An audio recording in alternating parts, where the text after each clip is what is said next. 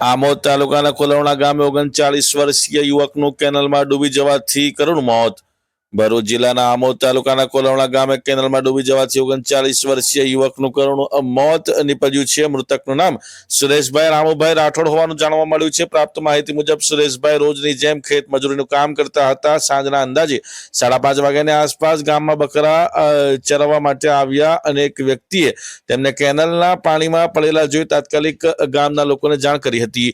જાણ મળતા જ ગામ લોકો ઘટના સ્થળે દોડી આવ્યા હતા. આશ્ચર્યજનક રીતે જ્યાં સુરેશભાઈ પડેલા હતા ત્યાં પાણીની સપાટી ખૂબ ઓછી હતી.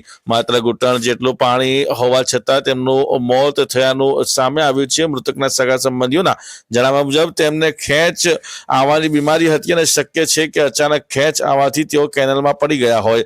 ઘટનાની જાણ થતાં જ ગામ લોકોએ તાત્કાલિક આમોદ પોલીસને માહિતી આપી હતી. આમોદ પોલીસ ઘટના સ્થળે પહોંચી મૃતદેહ ઉપર કબજો મેળવી જરૂરી કાર્યવાહી હાથ ધરી હતી. ત્યારબાદ મૃતદેહને આમોદ સામૂહિક આરોગ્ય કેન્દ્ર ખાતે લઈ જવાયો હતો, જ્યાં તબીબે તપાસ બાદ તેમને મૃત જાહેર કર્યા હતા. પોલીસ દ્વારા પોસ્ટમોર્ટમની કાર્યવાહી પૂર્ણ કરી મૃતદેહને પરિવારજનોને સોંપવાની પ્રક્રિયા હાથ ધરવામાં આવી હતી. આમોદ સામૂહિક આરોગ્ય કેન્દ્ર ખાતે મૃતકના પરિવારજનો અને ગામ લોકોમાં શોકની લાગણી છવાઈ ગઈ હતી. પરિવારજનો પોતાના સ્વજનના મૃતદેહને ઘરે લઈ જવા માટે આરોગ્ય કેન્દ્ર ખાતે એકત્ર થયા હતા. આ કરુણ ઘટનાથી કોલવણા ગામમાં શોકનો માહોલ છવાઈ ગયો છે.